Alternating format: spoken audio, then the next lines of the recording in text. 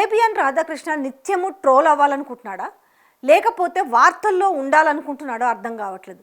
తెలిసి చేస్తున్నట్ట, తెలియక చేస్తుండో అర్థం కావట్లేదు. లేకపోతే ఆయన కూడా పబ్లిసిటీ అవసరమై నేను నిత్యం ఎప్పుడు కూడా వైరల్గా ఉండాలనుకుంటారో అర్థం కావట్లేదు.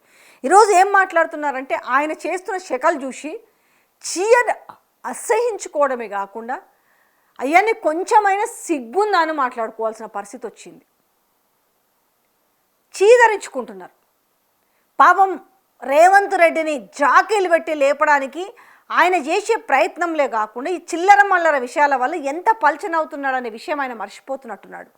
ఇప్పుడు చూస్తే ఈ మున్సిపల్ ఈరోజు ఒక్కసారి చూడండి, మీకు ఈ వార్త మీకు క్లిప్పింగ్ యాడ్ చేస్తాను. ఏంటది?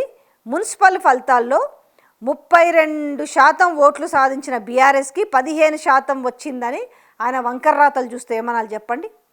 ఇవాళ అధికారికంగా ఇచ్చింది కూడా 39% వచ్చేసి కాంగ్రెస్ పార్టీకి వస్తే, 29% వచ్చేసి బీఆర్ఎస్కి వస్తే, 15% వచ్చేసి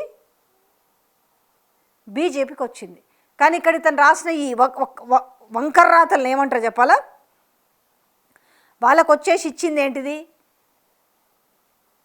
బీఆర్ఎస్కి 15% ఇచ్చిండు, 29% వచ్చేసి 25% వచ్చేసి బీజేపీకి ఇచ్చిండు. అంటే అసలు నిజంగా ఈయనకు ఏజ్ బార్ అయిన తర్వాత అంటే అదంటారు చాదస్తం ఏమైనా వచ్చిందా, లేకపోతే మతిస్థిమితం ఏమన్నా లేదా అని మాట్లాడుకుంటున్న వైనం కనపడుతుంది.